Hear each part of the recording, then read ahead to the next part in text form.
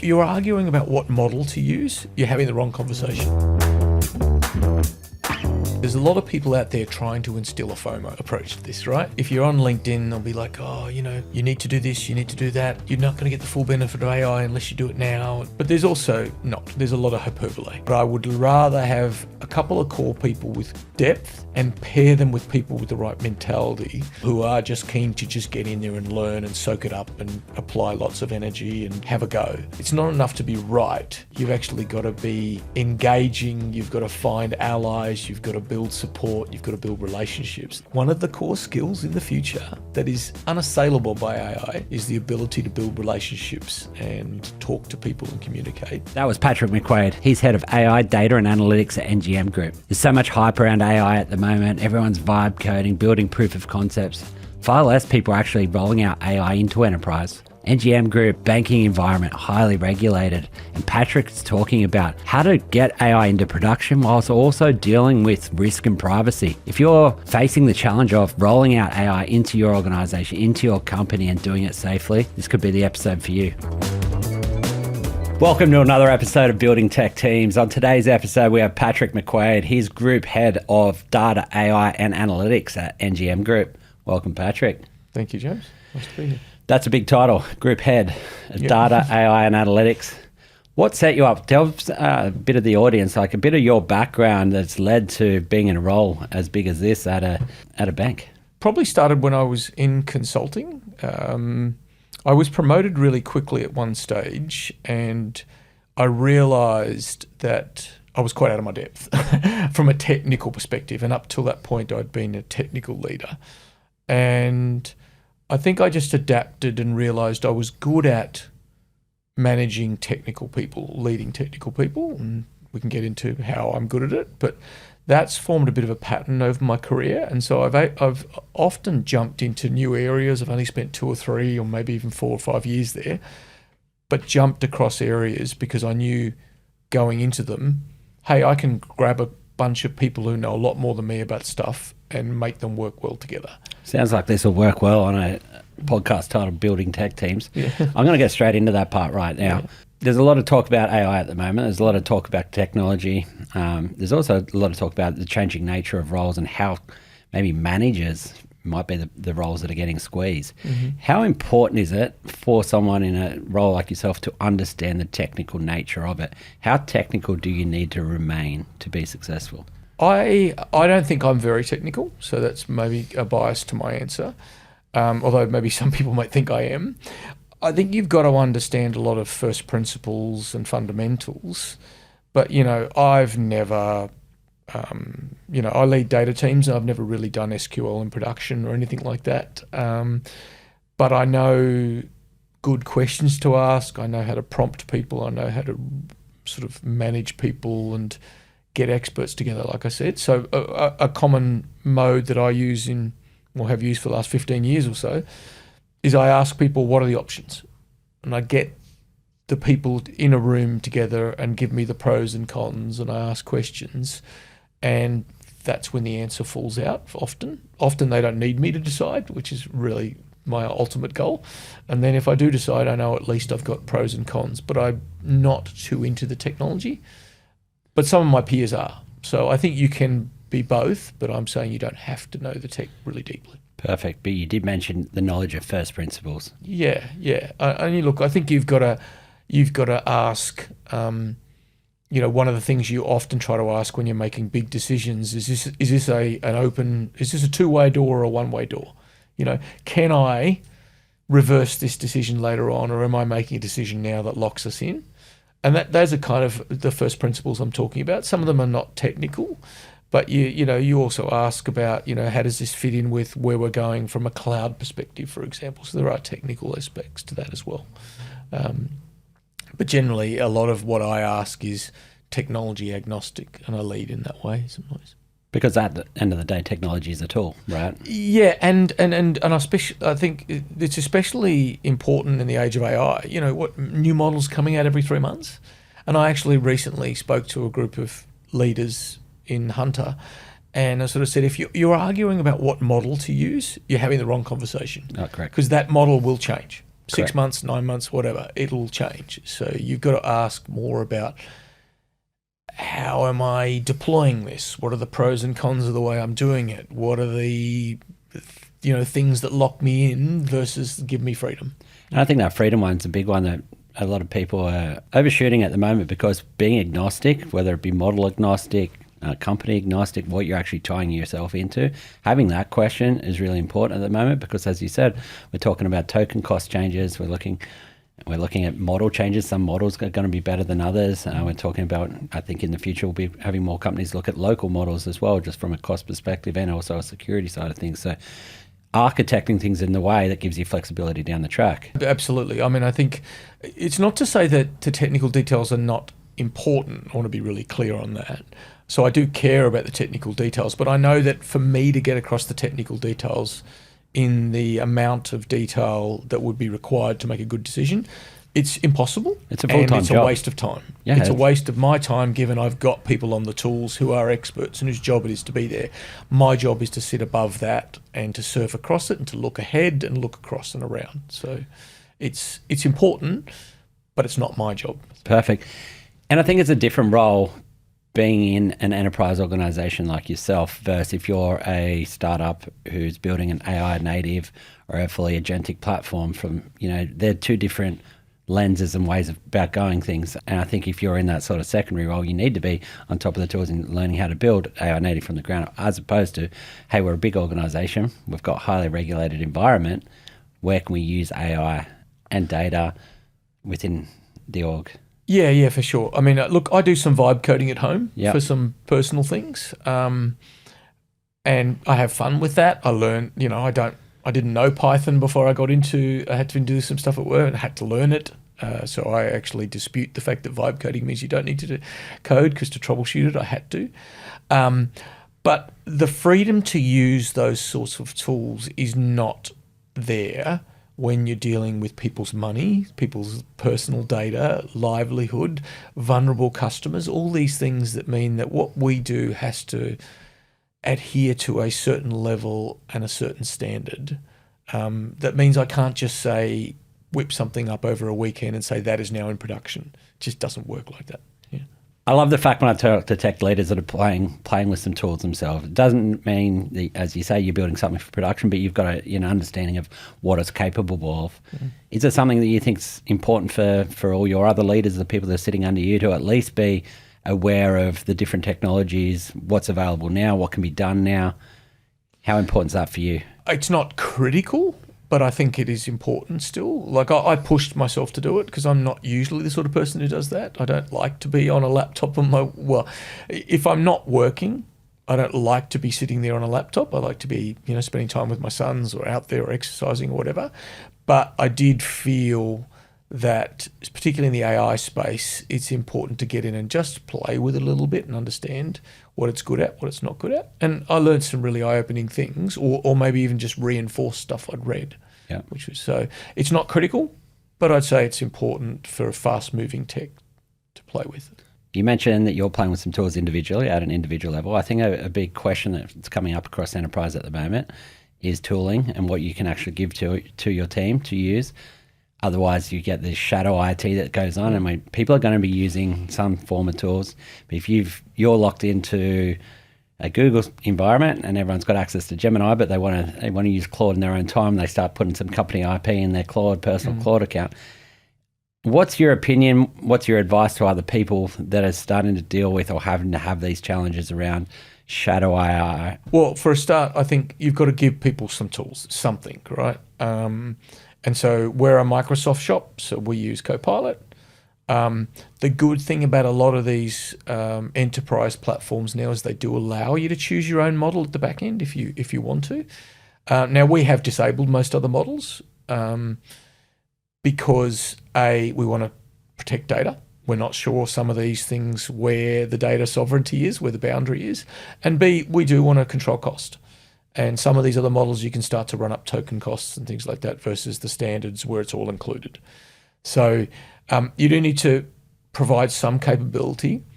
I have, and our CISO and our CIO have both left it open to use other models should people have the need to.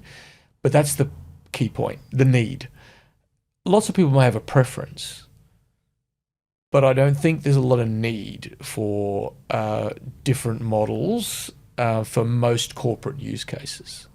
I would agree. Yeah. I would agree. I'm going to go back one. You mentioned your vibe coding. Yep. You've learned some Python. You've had to learn some Python to understand the troubleshooting side of things. There's talk of engineers becoming, there's multiple stories. A, that it's the death of a junior engineer because junior engineer is not needed anymore. Secondly, there's other people saying junior engineers now have better tooling and can upskill quicker than any engineers before them. Others are saying senior engineers are now 10x better than what they used to be because they understand those core principles. They've got better tooling, they become even better and faster again.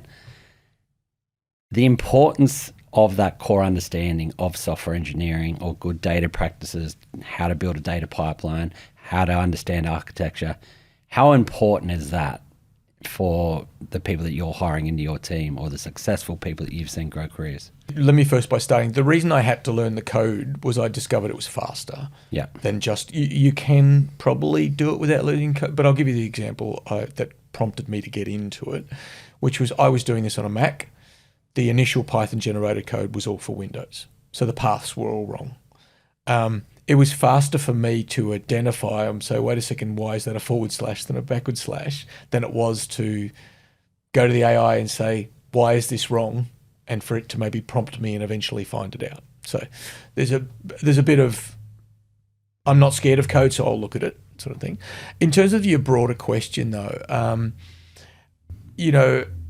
experience is still great, right? And so you always love to get somebody who's experienced, but I think the reality is if we all said we were looking for people with 4 to 5 years of AI engineering experience, the people who've really done it are pretty rare. B, they're probably commanding larger salaries than I can pay in a regional bank, if I'm just brutally honest. And, they'll probably be at some of the big locations, and we do try and preference Newcastle hiring where we can. So I've taken the approach recently of, a bit of experience is great, but I would rather have a couple of core people with depth and pair them with people with the right mentality, which is, to be stereotypical, sort of younger people who are just keen to just get in there and learn and soak it up and apply lots of energy and have a go. That mentality, I think, is probably more important in this day than ever before. I agree. And I think it doesn't matter what stage of your career, whether you're a junior or somebody that's mid-senior that's willing to upskill, willing to dive into the tools and try and find the answer. I think where it ties back to at the end of the day is that problem-solving ability. And I think what you've mentioned there, attitude and problem-solving, I think are the two real core fundamentals that if you have them, that you'll go a long way. Yep, absolutely, yeah.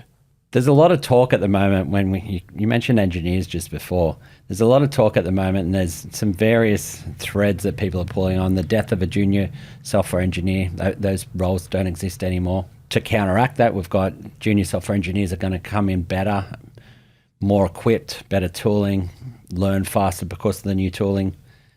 And then you've got these seniors that have now got this great tooling. They've got core fundamental understandings, better tools. Now they're 10x better. How do you go about looking for the people that are going to join your team? Obviously, competing for those 10x engineers, AI native engineers, is going to be very expensive and hard to hire for. I mean, like you said, the reality of finding someone with as much depth of experience as you might say an experienced person should have, who is in a regional location coming to work for a regional bank is probably pretty low. We have found some great people, and I've actually been really impressed with the talent at NGM since I joined. So the way we try and sort of build that person is we've got people who understand banking. That's a tick. We've got people who understand software engineering in a regulated industry. That's a great tick as well. They might understand the latest tools, but then not a lot of people do. And the space is moving so quickly. So I tend to think that we could bring in people who have the right attitude more than anything else. Hiring for attitude is what I call it. And you might say stereotypically that's your young, hungry engineers. It could be an experienced person as well who's just decided that or not decided, but has never lost that ability to be curious and get in there and have a go. And that's what I'm looking for. So people who can demonstrate, I don't know the answer, but I'll get in, I'll have a go, and by the end of the week I will. And that's really priceless in this fast-moving area. I agree. Yeah. I agree, because as you said, tooling's moving so quickly, and to say you're fully across everything would be, for the vast majority of people, a lie, and things will going to continue to change over the next coming days, weeks, months. So I think that attitude part, curious, that word, I think curiosity, problem solving, those are the sort of core skills on people I'm seeing jump in their careers as well. Yeah, absolutely. You mentioned back before, again, there was another point I wanted to pull out. You mentioned the models and why you're looking at models from a costings perspective as well. I think it might be a standalone role in the future. I know it happened with cloud many moons ago, where everyone was about, we have to be, fully cloud native. And then people were seeing their AWS costs or their Azure costs or GCP costs go through the roof, and, this is more expensive than on-prem. And then people started to reverse out. How do you see that is that something that sits within the data and AI team, or is it is it a finance role, responsibility? How do you see that play out ongoing? And then how have you tackled it at NGM Group?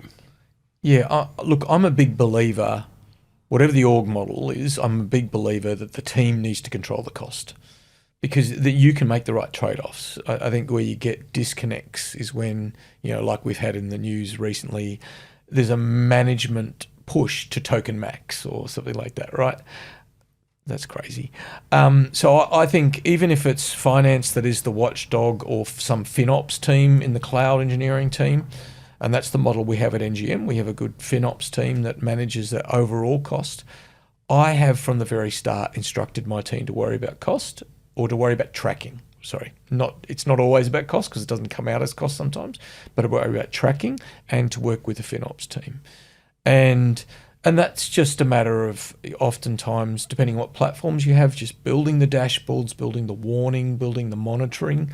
But also, and this is why I think it belongs in the team that's using it, you can start to build lead measurements. You can start to realize that these sorts of queries or this sort of thing will lead to this level of cost. You can start, and once you start doing that, you can start to program a bit of perspective in the way your teams use certain tools, the way there's teams that do certain things as well. Do you think we'll have a standalone role as like a token optimization person or a token costing person in the future? I think it'll be part of somebody's role more than anything else. Probably part of that is because I work. This is a relatively small organisation, given other organisations I've worked at. And their role will be not so much to monitor and track it, but to set in place how to monitor and track it and make sure teams are doing it. Because in the end, the accountability should sit with the team, should sit with the leader to justify any cost and to make the trade-offs. So you're a very smaller business than yours, again.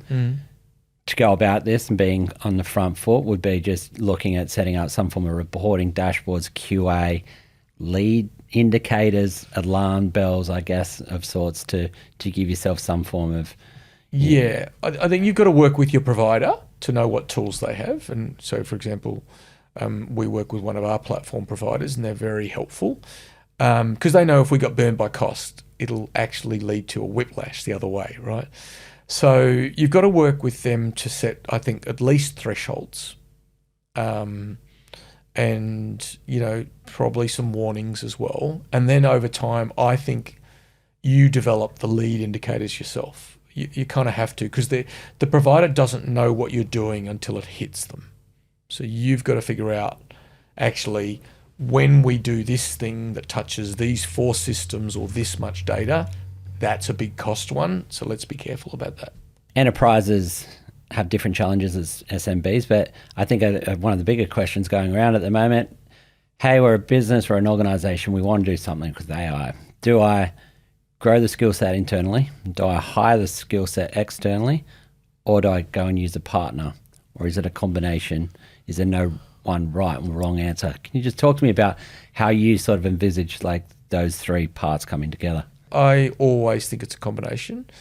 I think you're, and again, everyone's situation is different, but my perspective has always been, I don't want to rely only on externals. And this is part of, you go back to what we said before about hiring people who are keen to learn. You pair a person who's keen to learn with an expert that you can source maybe beyond the budget you can pay, and all of a sudden you have a really nice combination, hopefully. So I think it is a combination. I would use, proper consultant accelerating partners for when you have a real pinch point that you need to accelerate. That's high value. But other than that, I would always try and partner with contractors who understand the things, and then have them work with a team with a specific goal of upskilling the team as well. So it is all three. I believe there are some challenges out there working with an external provider, come and build something flashy, beautiful, works, then agreement ends, and then you're left to carry the maintenance of it. And I think there's a lot of conversations or missed conversations at the moment around the ongoing maintenance, QA, performance optimization of AI within organizations. How do you approach that? How do you approach not only a build cost, but an ongoing maintenance? How does this play out longer term? That point of view. So I would say in our industry, we should be a long way. I'm sure there are people who are experimenting who may be further forward than us, but we're a long way away from using generative AI type models or agents in really critical processes. And the reason that is because they're critical processes, and I cannot afford to have a probabilistic outcome which is vulnerable to model drift or bias, right? Now, you will have heard about people saying using models in decisioning, credit decisioning, but almost always those are proper deterministic, predictive machine learning models that we've had for 30, 40 years. So. And I think that is the key under the hood for a lot of organizations. It's traditional engineering, machine learning, automations, and that's where the vast majority of benefit is really coming with AI as a flashy tool at the moment, flashy headline, so to speak, which LLMs are actually a much smaller part of the majority of actual AI projects. Yeah, I think it's the case for when you talk about core business processes, where generative AI can help with core business processes is usually because your inputs are unstructured. So it helps with interpreting, organizing those sorts of things. So a good example is we do some process documentation work, right? Now you could spend a lot of manpower, person power, getting things in the right format to feed them into a process documentation engine, or you can use an AI, and that's been very successful. Really sort of trivial use case, but very high benefit, very low risk. And I really like that point. That's where a lot of the conversations I've had at enterprise level, it is actually using AI for something in a small use case, which might be seen quite trivial, but actually has a lot of benefit to the organization. Because if you're talking about labor costs there, not only are you saving labor costs, but if you're actually reapplying those humans to better tasks or higher value tasks or tasks they actually enjoy, quality of the job for the human does better, more accuracy with the actual AI, the cost benefit for the organization is phenomenal. And those use cases in enterprise, just because of this sheer volume, actually plays out really significantly, right? Yeah. And look, I mean, the use cases where you see direct to customer or large scale direct to customer, generally retail.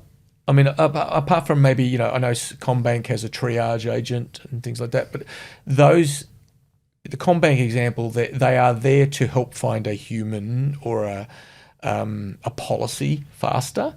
The ones that are generally doing proper generative AI facing customers, they're in the retail space. And the consequences of getting that wrong are usually quite low. Air Canada examples notwithstanding, where, AI agents said somebody was entitled to a refund and they weren't. But, if the wrong colour of shoes or the wrong size of shoes or those sorts of things, they're easily rectified. financial advice, financial savings, what to do with your money, those sorts of things are far too important to leave it to that at the moment. Yeah, and I think the human in the loop is what we're talking about. Absolutely. And, there's various examples of that. You've got human on the loop, you've got expert in the loop and other things like that. But a lot of times it comes down to this is too important to leave it to chance.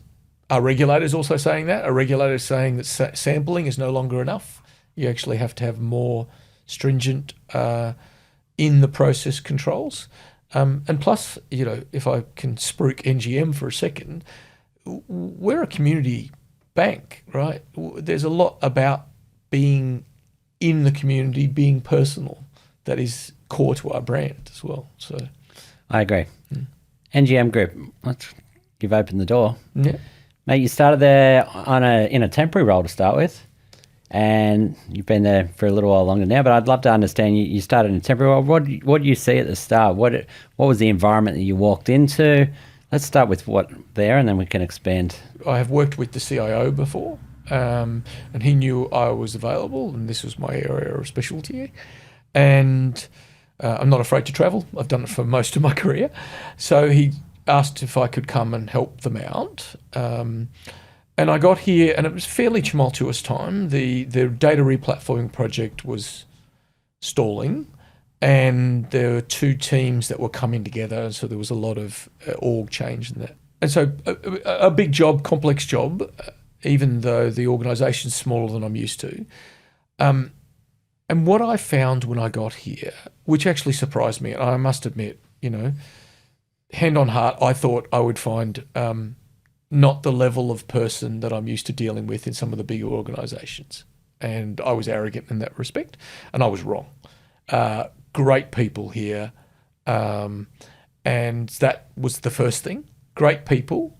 I also felt like I could make a difference. I felt like that my style was going to work here. And one of the things that everybody likes to know is they're going to add value.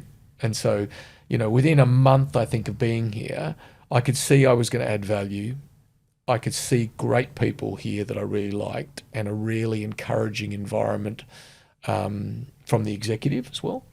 And so then, like I said, within a month, 6 weeks, I went to my boss and my other boss and said, I like this place. I'd like to stay and see what I can do here if we can make things work out. Nice. And what does it is a big title, head of data, AI, and analytics. Yes. Analytics. What is your remit? What's the environment that you've walked into? You gave a bit of a mention of them. What's the end goal? What's that roadmap look like for you? Yeah. So most head of data roles or chief data officer roles, a large part of it is consolidation of data, not just for the point of consolidation, but consolidation of data because that leads to better access, lower cost, and better transparency and less risk, right? So that's really the core of a lot of head of data roles is how do I get it onto one big platform, and then how do I expose it to my internal customers for value?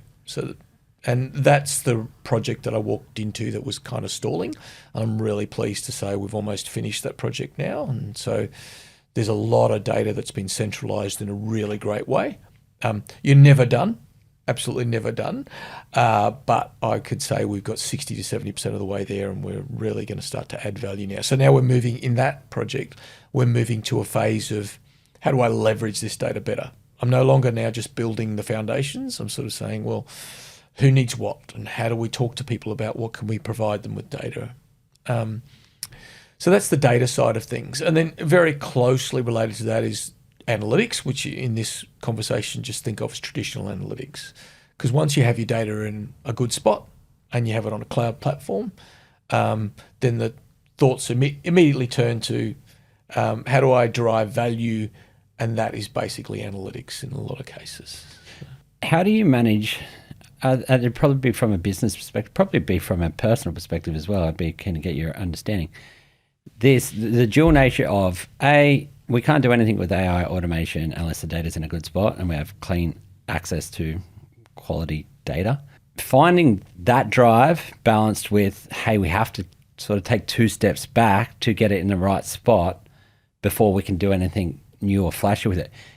How do you both individually deal with that, but also at a company level deal with that, where we have a drive and a desire to be moving forward and not missing the boat, let's call it, whilst also knowing that to do that, we actually have to, can you do both things at once? Do you have to take the step back forward? I'd love to get your opinion on that.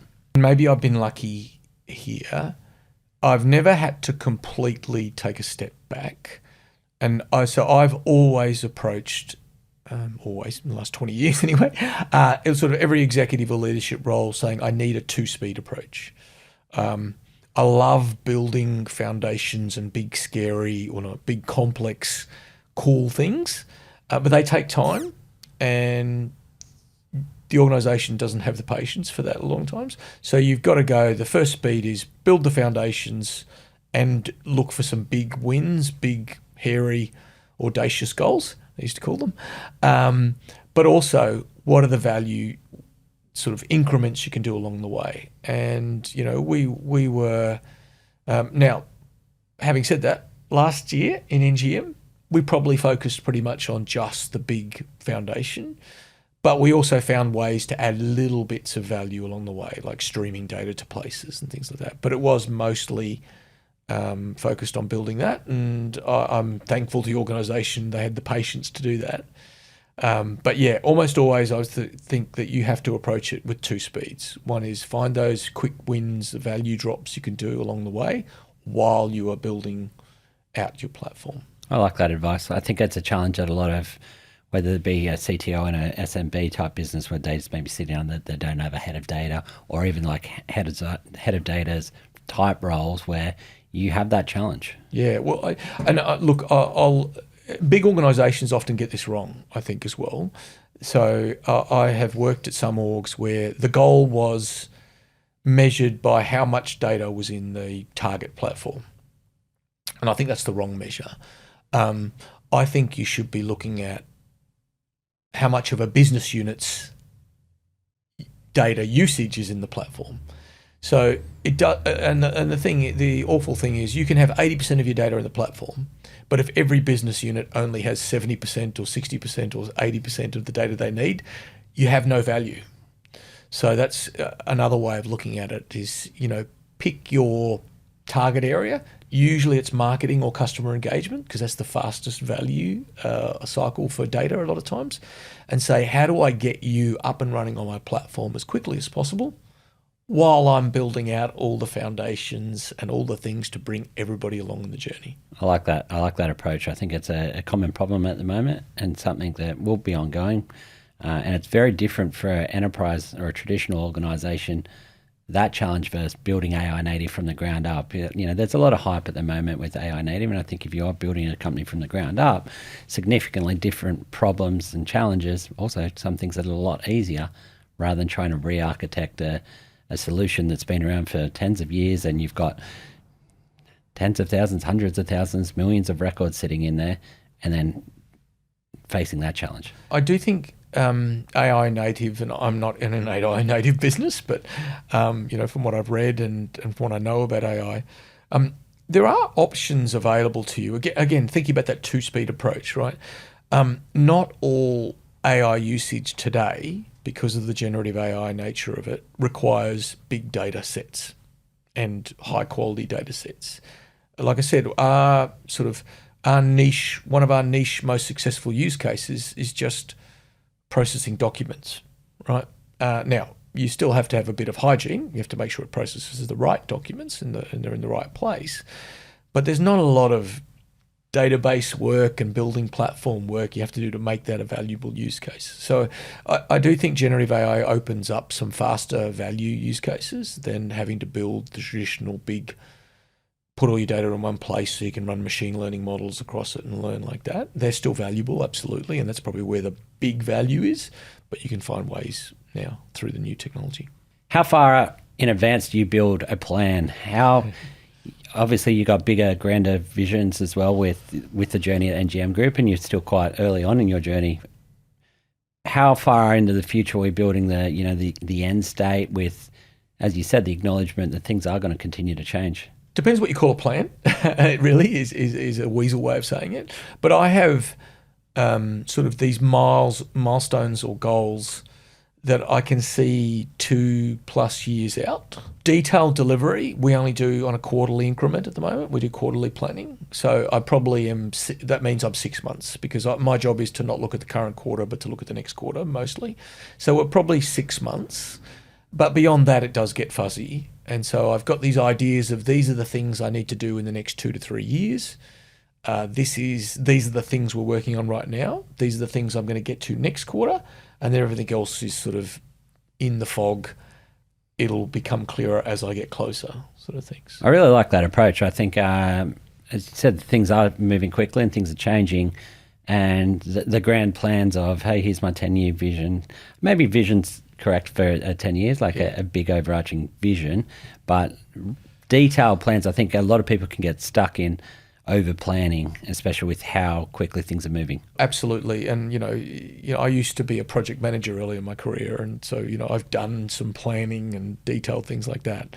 But I would say you're better off being quite flexible now. And especially for relatively, some middle-sized orgs like us, I think we've got a great advantage if we are open to possibilities. And, a good example, if I can do that, is Agentic, the Agentic wave that hit. When I was at Telstra and we were talking about this, there was a whole lot of complexity you are going to have to build to enable agents to work safely in the org. And then 9 months later, Microsoft, Claude, other areas, or Anthropic, came out with, fully fledged agent platforms where they're almost, they're low code, no code. And you're like, wow, I'm so glad we didn't build these crazy, hairy layers to enable agents to execute safely, and we can leverage that from our partners. So staying open to things, like I said before, open doors versus closed doors, committing what you need to in the short term to make things happen, but always keeping your head up and being flexible is key. I like this. I like it a lot. Opens the door to a question. You're obviously not a product-based company.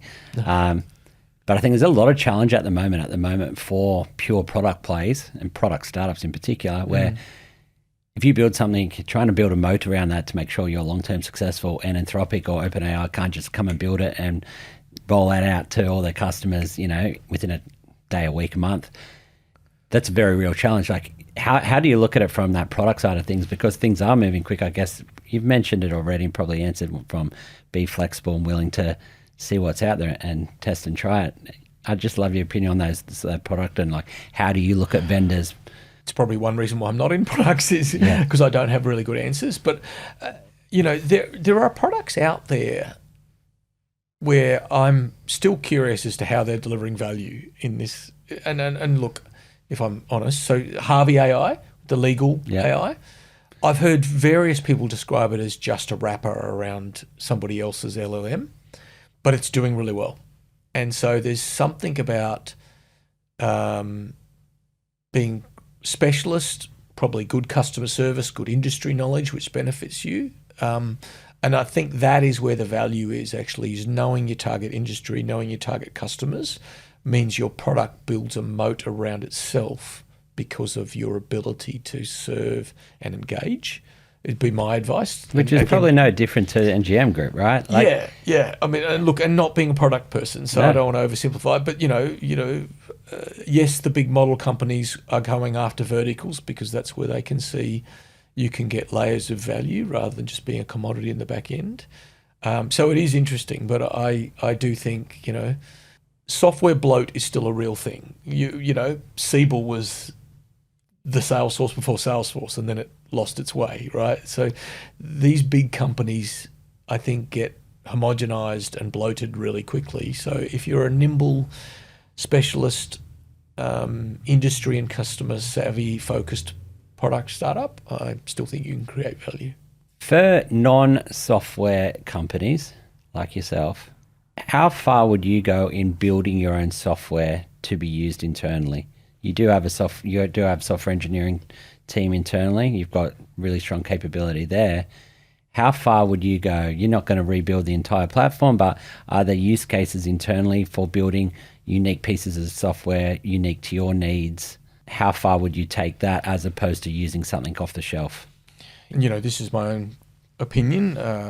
So I don't think it makes a lot of sense to devote a significant amount of your own resource outside of your core competency. And our core competency is not building software. We do a good job and we have great engineers, but they build software in the service of our core competency, which is, our customers and our communities and servicing their needs. So I can't see us devoting the energy and resource to both building and importantly supporting things that are part of core processes. And so, but the answer is on the outsides, maybe. And it's just wherever that ring sits, and so you think about things that are non-core, maybe a ticket management system for IT. But even that, there's a lot of complexity in a big enterprise organization.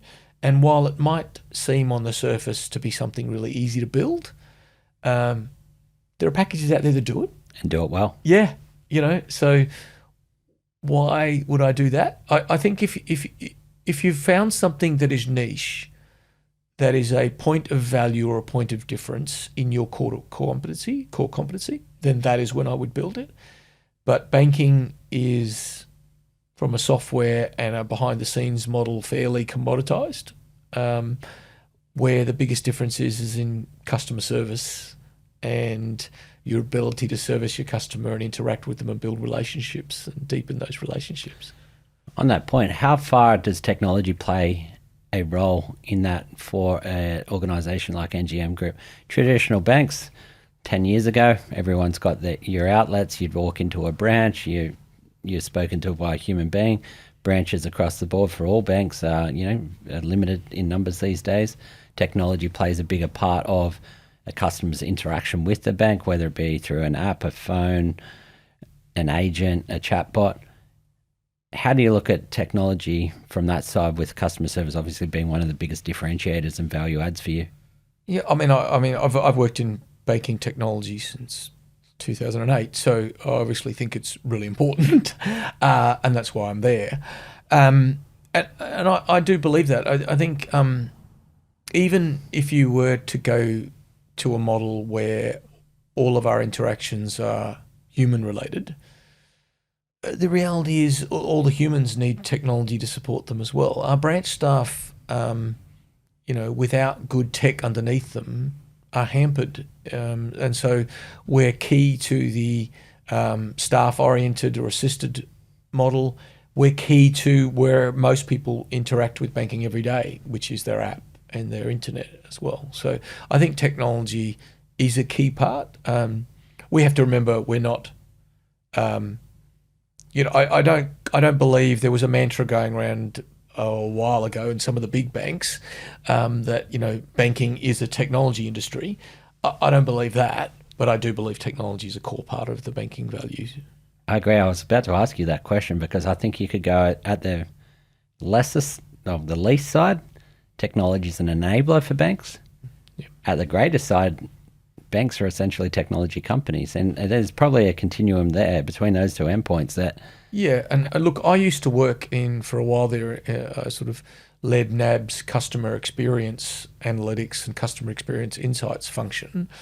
And the really annoying thing is, it's annoying as a technologist. So there's a lot of things about customers evaluate you to the best digital offering out there, not the best banking digital offering, right? So there was a lot of things about we have to be as good as a Netflix or a Google or something like that. And that's sort of true, but when you delve into customer experience insights, people, they might like a new digital interface for a day to a week, and then expectations get leveled there.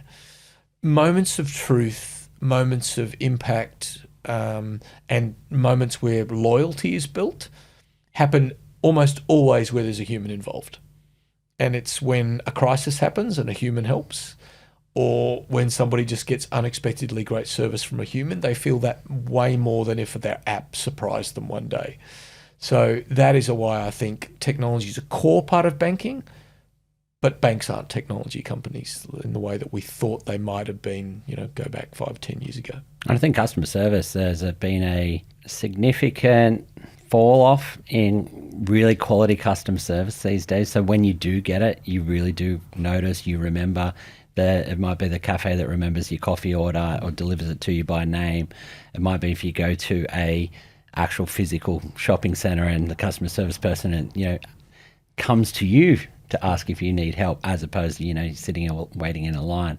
I think customer service is a real opportunity for differentiation at the moment. Yeah, I totally agree. And I from what I understand about NGM, and I'm not as close to the customer as I was. That is still a core differentiator in the way we service the markets here. And, we are making our frontline people better, or helping our frontline people be better through the provision of technology. But that's where the differentiator happens. You've mentioned you're not a product person, so this is going to be slightly left to center for you. Yeah. You mentioned Netflix before, and you look at customers and what their experiences are across other apps. From a banking environment, if I think about my app, as long as I can access my data, I can access my money, and it's safe, that's my core functionality. That's what I need. Everything over and above, that's great. But how do you look at other platforms, whether you look at competitors or you look at a Netflix or somebody else, for inspiration on what your online experience looks like? Do you take inspiration from other verticals, other companies? How do you look at that from a product perspective? Yeah, I mean, look, I'll speak to when I was at NAB, when I was part of their digital function and part of their marketing function. Absolutely. You look across industries, you're getting ideas from everywhere. And by the way, you can't avoid it because consultants come and try and shove it down your throat anyway. Where I think banking has changed, and this is along the lines of what I said before, we used to think banks were technology companies. Same as I feel a lot of bank digital apps used to say, we want to be the place where people stay. And so let's offer lots of services. And I remember being at a bank, and not NAB, but another bank, where they were saying, let's expose train schedules as a widget on our app. And I think that's a really misguided approach, because people don't want to spend time on banking. I mean, they'll do it when they have to, and you want it to make it a great experience and frictionless, but it's not where you just go when you've got a second. You go to YouTube or you go to somewhere like that. So I think you've got to be very careful transferring experiences from apps that have a different perspective. And I feel that there were some mistakes made, 10 or so years ago in that vein, where the banks thought they had to make their apps really, really sticky. And in reality, you want to make it frictionless. You want to make it really good. And you want to try and add value, absolutely. But it's never going to be, I want to spend half my day on my banking app. Yeah. And I think you've mentioned a couple of times, it's knowing who you are, it's knowing who your customer is. Yeah. Sort of staying in your lane is the way I like to look at it. It's know what you do that really well. And if you're doing that, then your customer's going to have a great experience. Yeah, absolutely. And look, and it's not to say things like, advice and insights, potential areas where you can add value. But, we used to think about, well, look at how amazing Netflix's recommendation engine is. Well, I can tell you most people don't like Netflix's recommendation engine, or not most people, I shouldn't say things like that. But I ignore Netflix's recommendation engine now. Yeah. Because so often it's just, it's filled with the stuff they want to push you onto. Yeah. So I think, there's a lot to be learned in the way things have gone the last few years. Now, we mentioned a lot about technology. A lot of the technology and what you can actually achieve doesn't happen without the people in the door, the people in the building. Obviously, in a regional, you have different challenges. There is a changing nature of roles. There's a lot of hype around the AI engineers and being able to access them. You've talked about hiring for skill and hiring for attitude, curiosity, problem solving. How do you see the nature of technology changing going forward? You've mentioned you did some project management before. Project management's changing in nature. Are you seeing just an evolution of roles? Do you think there's anything black and white? We used to do things this way, it won't be like that in the future? Or do you think it's just this AI period in time is just another evolution, and we've always been through that? Old school infrastructure engineers maybe learned to infrastructure as code and had to learn the code Is that where we're at? How do you see the changing nature of tech? Yeah, look, I hesitate to say this is like everything else because it is pretty. AI itself, I think, is a more pervasive technology than we've possibly dealt with before, perhaps with the exception of the internet. But I do, I was, go back 2-3 years ago. I've got young sons. I've got an older son who's 21. I was worried about his future and work and what was he going to do. But I think we've learned more and more that the whole human in the loop concept, there's still a lot of value and there's probably a thicker loop than we suspected around AI. Where it's going to land, I'm not sure, but you're always going to have, I think, the need for experts because you've got to find some way to ascertain and verify the AI is delivering the right thing. That comes from experts. You're always going to have the need for storytelling because, again, AI is great at doing information and information presentation, but we've all seen AI slop and everyone's sick of AI written presentations now. So there is definitely a human element that is needed there. And I do think, stuff we've known about for years, and as a highly technical, data-driven person, one of the things I had to have beaten into me earlier in my career was it's not enough to be right. You've actually got to be engaging, you've got to find allies, you've got to build support, you've got to build relationships. That's still a core skill. So there are 3 areas that I don't think change. And I think there's a lot of value and a lot of space for humans to play in those spaces, even if we've got something able to find all the information at the click of a button. There's still those 3 elements which are going to be critical. I completely agree. I talk to my kids about those skill sets. I think communication, the ability to build relationships, those type of things, storytelling, become only more important as we go forward. And I think the more and more we deal with technology day in, day out, the more and more we also have this need and desire for human-to-human connection. And we're seeing that come back as well, right? From the changing nature of role part again, without having a definite answer, do you think longer term it becomes a positive thing where we just do more of the things we enjoy doing, the more of those higher value tasks, and AI takes away all this highly repetitive stuff we don't want to do? Or do you think we get to a point where it's taking out a bunch of white collar roles and it's a negative for society? Yeah, gosh, that's a bigger question than I think I'm really good at. I don't know if I should have even asked you that. I'm putting you under pressure. I mean, I'm not a Pollyanna about this. I think there's going to be significant upheaval, and I still am worried about what do my boys end up doing, and how do they find their place in the world? Because if I can sort of tangent for a second, I've seen something like this before. Back when I was in consulting, early days when I was actually still on the tools, the rise of the remote development center happened, and not just offshoring, but because before offshoring there was remote development center where we had all of our junior coders and our analysts sitting in a room not at the client site because that saved a lot of money, and then we discovered you could also offshore it.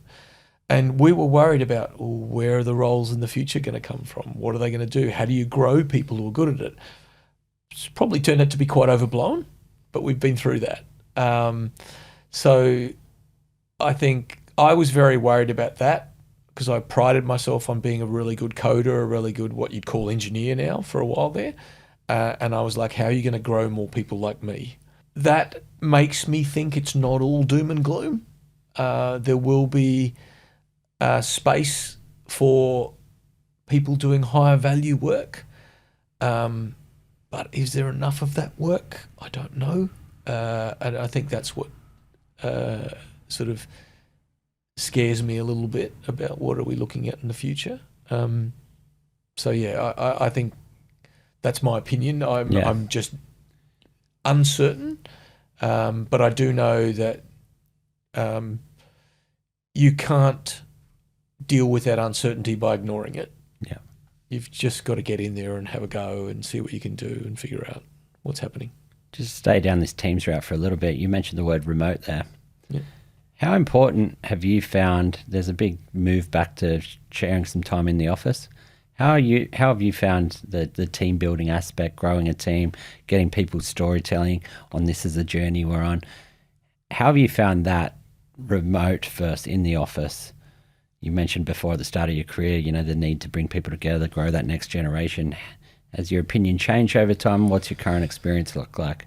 No, I don't think my opinion's changed over time, actually, because I've been in roles where I haven't been with my team 100% of the time since 1998, right? Oh. I've had different roles where I've been flying around in teams in different locations, so I can never be 100% with my teams. I don't think 100% remote is great. I prioritise, I come to Newcastle every second week, and that's a significant pain sometimes, but I do it because I think it's important to show up and be around and to see people rather than be a face on the screen. And I think my career, my career suffered during COVID because I couldn't build relationships as easily. It's harder to do it over Zoom. So my advice to anybody thinking about, what does this mean? Do I take a 100% remote job? Obviously, life stages, other things to factor in, but where possible, I think you should try and get in the office, build relationships, because we talk about what we said before, right? One of the core skills in the future that is unassailable by AI is the ability to build relationships and talk to people and communicate. That is enhanced by in-person. There's no doubt about it. I agree. And I think it goes one step further as well. If you have a look at, a startup or anything like that, or any company, the communication, understanding, whether it be like internal stakeholders, understanding your customer, that comes down to a communication thing. If you can understand what who your customer is, what their problems are, then you can actually build for that. So the communication, like sales and marketing, is communication, right? Internal, what product we're going to build, how do we build it well, how do we communicate this internally, communication. I think that skill only becomes more and more important. And as you said, I think it's significantly easier to do in person than fully remote. It's something you should practice too. And it's something I speak to my sons about. My older son, for a long time there, led a predominantly online life, right? It's really easy when you're online to only hang out with people who agree with you, or if you hang out with people who don't agree with you, to do the perfunctory transactional elements. But getting into an office, working with someone who you don't see eye to on everything, and still forging something productive is a real skill that has to be honed and trained, and it's valuable. So I would encourage people to do it. Especially with your LLMs at the moment, with how agreeable they are to you. Yeah, exactly. And, you're never in the wrong, right? No, exactly. So you want to get into an office, you want to have that hot flush feeling of disagreeing with somebody but still having to work with them. And having a good debate, but still remaining respectful, and those sorts of things. Things that just don't happen online, in my experience, anyway. You've worked at enterprise level companies, NAB, Telstra, NGM, still mid-sized business. These companies have challenges where they can't just roll out AI. Across the board, there's boards, there's general managers, CEOs talking about we need to be doing something, we don't want to miss the boat. How do you personally think about it, and advice that you would give other organisations to approach an AI journey? Yeah, look, I think first thing to maybe say is there's a lot of people out there trying to instill a FOMO approach to this, right?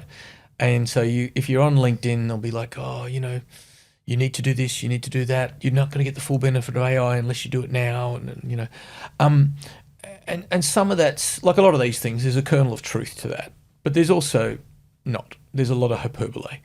So, I'm not a believer in there's a theme going around at the moment is you're not going to get the full benefit of AI unless you redesign all your processes around it. I don't think that's true. I think that might be an end state where you can redesign and reimagine some processes with AI. But there's, no one has 100% optimized processes. And AI provides a lot of ability to get productivity and efficiency in a different way without redesigning things, right? And I go back to the simple example I had before. And in fact, even doing that, stepping into these things in a light way, learning about them, still doing highly beneficial use cases, but learning about it, without trying to break and toss up your whole system is a great way to do it. And then along the way, you create the capacity maybe to think about bigger and better things. So that would be one of my first pieces of advice is, yes, do start. Don't swallow the whole, I have to redesign my whole company to fit around AI, because I don't think that's true. I think you can get a lot of value from doing it. But I do say, get going. And that is a great thing, I think, for smaller enterprises as well, is there's a lot more power in your hands now than maybe would have been previously. So get going, exploit it, have a look at it, but don't think you have to throw everything up in the air to do it. I think the other benefit for smaller organizations is that nimbleness or ability to do something, as long as it's not affecting the end customer significantly or negatively, learn from it if you get it wrong, adapt, iterate, and the speed at which we can adapt and iterate and build right now is quicker than ever before. Exactly. Look, I don't think AI is different to a lot of other technologies in the past. You don't immediately go to the guts of your company and toss it up and down and implement this new technology. You do it in lower risk areas, you learn, you grow. So those are the key things I think that I would emphasize to people. And I think, look, I have operated most of my career in highly regulated industries where we hold a lot of people's data and a lot of PI, personal information. And so we have to be way more careful about how we do that. The AI journey, there are legal risks, financial risks around this, especially when you're dealing or having any of your customer data accessible by AI. There's even more risk for a highly regulated environment like yourself. How do you advise others on doing something with AI, like you said, get an easy win or a quick win, but also looking at it from a risk framework, an architecture framework, a data privacy framework? How do you tie those two things together? Yeah, look, I mean, for a start, I'll say there's some great resources out there now. There's the National AI Centre, which is an initiative for the Australian government. Everybody in a small business should go and look at that, because it actually lays out some good frameworks and some good risks, which will help you. Because what I said before is don't fall for the FOMO, don't fall for the hyperbole, but don't ignore things either. So you take these frameworks and they'll help you think through the risks, and then you have to engage with that and decide, do I have a legal risk here, or is it the same legal risk I've always had? And that's one other thing that I have a big bugbear about, which is some of the risks people are talking about, saying because you use AI, you have a risk of this. No, you've always had that risk. It's just that the AI is the latest way that people sell to you that you've got that risk, and therefore you may need to pay their consulting services. So don't ignore it. Go in with your eyes open, use the resources. But risk is probably... And I'm, I did a data protection role at Telstra and I did a risk role at Telstra, and most people who know me well, who understood that, laugh at that, because I've never been that sort of person. I've always been the forge ahead, slightly break things. Again, acknowledging I live in a regulated industry, so you can't break a lot of things, but really push the boundaries and strive to innovate. But those risk roles gave me a new appreciation that I think is helping me a lot with AI right now, because a lot of AI, I think, is about managing the risk. And so in a smaller company or a medium company, find the areas where you're not exposing or using customer data. Find the areas where you have minimal legal risk, and deploy there to learn and get the benefits before you go onto the higher risk areas. But you have most of AI, I think, right now is about how do you manage and think about risk of using AI. For a smaller organisation who probably don't have a risk framework, probably as far as they've ever gone as a privacy statement on their website, and maybe they got that templated from somewhere as well. How do organisations like that approach this? Because I think in a bigger organisation, highly regulated, You have to do it by, you're legally bound to do it anyway. Everyone's got privacy issues and privacy laws they have to abound by, but most SMBs, I think, don't spend a great deal of time actually looking at it, optimizing for it. How do those people, those businesses, tackle that dual nature of wanting to do something and not being left behind, whilst also being more cautious in their approach? Well, I mean, and I go back to what I said before. I think something like the National AI Centre framework is a good way, because they do list the AI risks, the categories that you can think of. But ironically, use AI.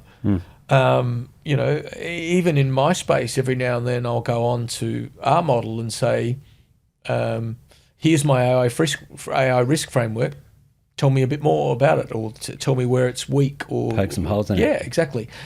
So it's a thought partner as well. So anybody can do that. Anybody can use AI, and the great thing is, it will find those things for you better than a Google search engine, and it'll give you more context. So I would generally, like, if you put into whatever your favorite LLM chat window is, and you said, I am thinking of doing this in my industry, what are the risks? It will spit you out a pretty good list of the risks that you can start to consider. And if you give it a more detailed prompt again with, here's what I'm thinking on the back of that, poke some holes again. I think it's a good approach, and using it as that thinking partner or the sounding board, because I think in a lot of these cases you can be like, oh, go and talk to a lawyer before you do that. And, for a startup or a smaller business as well, they're like, these legal costs are things that, can make and break a business. And maybe if it's just a new feature for them that they want to pull out for their business, like those cost legal issues sitting down with a lawyer is probably not worth that trade-off, right? Yeah, although I will say, anytime you get into legal issues, don't rely just on AI. Because there's plenty of instances right now of people being burned by that. So, and this is go back to the point you said before about the whole AI sycophancy sort of problem. These chat engines are mostly designed to make you feel good, and also designed to sound authoritative.